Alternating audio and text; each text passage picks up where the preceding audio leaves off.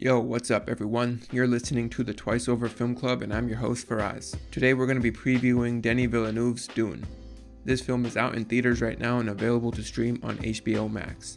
Of course, our preview does not have any spoilers. Listen to the preview to get an idea of what we thought, some background information on the movie, and of course, our scores. Our deep dive discussion will be out next week, so keep an eye out for that. Make sure you're following us at the Twice Over on all the socials so you can keep up with what we're watching and what our new episodes are about. Alright, for this one, it was just me and Fahad. I didn't know how to score this movie, to be honest. That's fair. We'll talk about that. Alright, Fahad. What's up, dude? What's up, man?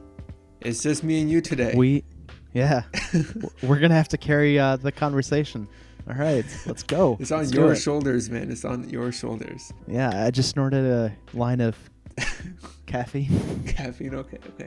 I just feel like an imposter discussing a movie whose book I haven't read. Yeah, and like you know there's just the breadth of the whole universe. Yeah, and like the story in general. But here's the thing. All right, what are we talking about, everyone? We are talking about Dune.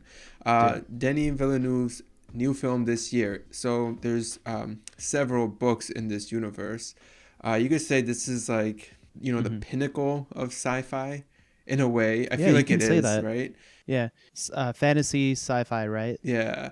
It's definitely well regarded in that genre. I think everyone talks about how Star Wars kind of borrowed heavily from Dune, the book, to create its universe. Yeah, it was definitely inspired by it. Yeah. And the other thing to say about Dune, it's very much of its time. The author, Frank Herbert, was known to have disliked the politics of the time, especially with the Red Scare, the Cold War politics that were going on. He also disliked the way the West viewed the East. Okay. Especially the Middle East. Yeah. Right. Interesting. He had some anti-imperialist sentiments that he kind of harked on in the books. But with the movie, I feel like most of those disappeared. We'll talk into the discussion about that. You kind of hit the nail on the head in terms of its overall thematic, experience of this movie. And let's talk about what it is. From what I've read on it, it's not even like the first book. It's like a portion of the first book, maybe 2/3 or so. Yeah. So it is setting the stage for the universe. And in fact, the film, and then when it says Dune, it says part 1. So like, it's not even trying to pretend that it's going to give you a complete story here. You're gonna be left wanting more or needing more to understand, exactly what they're trying to present. As of this time of recording, I'm pretty sure the studios have already approved the second film for 2023. I mean, there will be a second part, and we'll do that one. Yeah, I think through the 2 parts, we'll get a completion of the first book. I think that's how it's going to work. Or maybe even a little past the first book. This film is setting the stage for the universe, for the story. That's what it's doing. Fahad, you said that you had a tough time scoring it. Is it because it's really setting the stage and you don't want to score something that's incomplete? Yeah, exactly. The first part of this, there's so much promise in it, but it hasn't delivered yet. So in scoring it, am I supposed to rate it based on what it promises? A complete narrative would be a complete character arc, a complete plot arc, right? I mean, it's all there. It's like this was like the first maybe 2 acts of like a 5-act story. Yeah. So here's the thing. In my opinion, it's still a standalone movie, right? There will be a lot of people that watch this but never watch the next one. And there might be people that have not seen it and they will watch the next one, right? It's just how it works. And then maybe they'll go back and watch, the first one later. I saw it as, okay, do they have to deliver on the promise for me to like rank or to find value in the narrative? No. But did they do a good job of wanting me to, know what's happening next, wanting me to come back to watch the next film? Basically, did they set the stage well? And was it still entertaining enough? Not enough, but just entertaining. Was it entertaining to my taste? Look, I'm not a big sci-fi guy. I really am not, right? I try, like, sci-fi fantasy is just not my genre. One, mainly it is because of the universe, right? Or the world that this exists in is, it's a made up world with some elements of like reality in it. But where the author or the writer in general like has freedom to input whatever they want into this world. And I just don't like how sometimes the structure like falls apart when you start like picking at it. Mm-hmm. Now, this movie probably does that because it's so early in this book, but you can also tell at the same time that this universe or this world that's being created is a vast. It's not just like your standard fantasy film. Like it's a complete universe that's being created here. I'm thinking in the Mm-hmm. sense like how are they setting all this stuff up for me to understand this world? I don't know, just be interested. Like, is it interesting to me? Because most of the time, Yeah, this stuff isn't interesting to me, right? sure. Um, What's interesting to note, it's often in the books, which these movies like Lord of the Rings and this one are based on, that you often get more whimsical offerings. Like, for example, Lord of the Rings offered tons and tons of poetry and background knowledge and the history of certain people and places that it kind of detracted from the story. But when these works are being adapted to film, to a visual medium, a lot of that stuff gets dropped due to yeah, studio pressure and just the overall refinement from one artist to another. and time The constraints. essentials, yeah, and the time constraints. Only the essentials are left. Yeah, And I think if you're starting off building a fantasy world just for film, you might get a lot of the flaws you mentioned, where it feels whimsical. yeah. But here it feels like you're almost like leaving out a lot.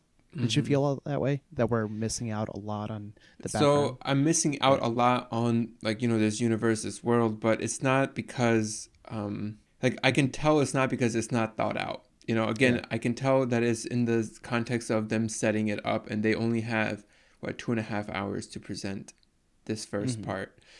Yeah, obviously in writing, interpretation, is different person to person, and it's hard to capture different interpretations of the more poetic side of writing, a novel into a film. Sure. Like it's got to be a little more direct.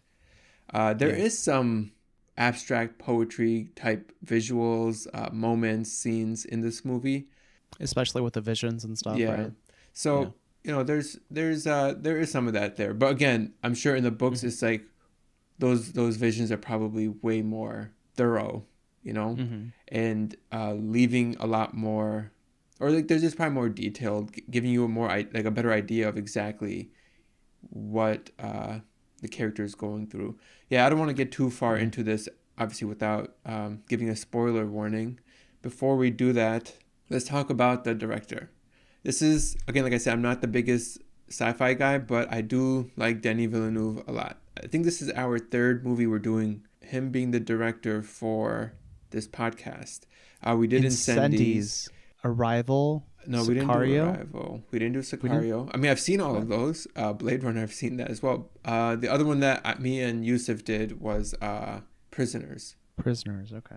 Dude, like he's great. I don't think I've seen a single movie of his and I thought was bad. Incendies is the first one I've seen of his though. Like it looks like he has a decent filmography before that. Not really.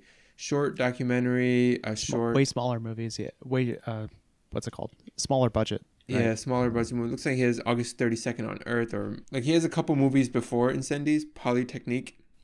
Mm-hmm. Maybe I'll check those out. But pretty much everything since then I have seen and loved, right?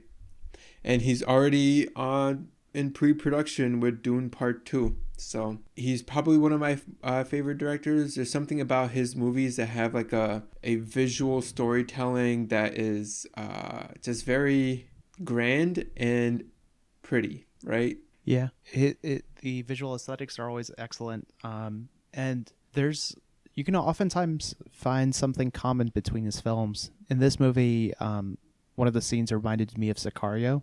Mm-hmm. The way he lays out the suspense, Okay. the stakes are. You remember that scene where the spice harvester, Okay. the Yeah. spice harvester scene as it's being attacked by the sandworms. Yeah. Yeah. So Yeah. that scene, that was direct comparison to me to the one on in Sicario where they're sitting on the bridge from Mexico to the U.S., where they're sitting ducks. Yeah, I got you. I mean, in terms of suspense, he does like an incredible job with suspense and tension in Prisoners. But that's more suspense like between characters rather than like in a event that's about to occur. It's more like tension between people. In any case, he's good at presenting that, definitely. Oh yeah, absolutely. If you guys aren't familiar with his filmography, I would check out at least the films that we've mentioned: Sicario, Incendies, Prisoners, Blade Runner 2049, and of course Dune. Go and watch it because we're going to be getting deep into the discussion after we give our scores. So Fahad, are you ready to tell me how you scored this film? Well, this is going to be the most difficult part for me. Yeah, sure. And then we can discuss in detail how we landed where we did. For the narrative, Fahad, I gave it an 85. Okay, I gave it a 90. Writing, I gave a 90. I gave it an 80. Acting, I gave an 80. An 80 as well. Intangibles, I gave it a 90. I gave it an 85. And the aesthetics, I gave 100. I gave it an 85 once again. Wow. I'm surprised with your aesthetic score. Yeah, I'm surprised with yours.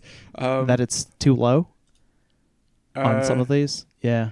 Well, no, otherwise I think we're super close. We're within, I guess writing we're off by 10, and aesthetics we're off by 15. Otherwise we're within 5 or tied. Thanks for listening to this production of The Twice Over. If you enjoyed this episode, consider subscribing and sharing it with a friend. Want to see what your tally is? Check out thetwiceover.com. All the movies we've done are listed there, as well as what we're watching for the current week. Follow us at The Twice Over on Twitter, Instagram, and Facebook, where you can leave us any suggestions, feedback, or comments. And if you're about it, you can also support us on Patreon. The music you hear on this podcast is from Amerigo Gazaway. You can find his work on Bandcamp and Spotify.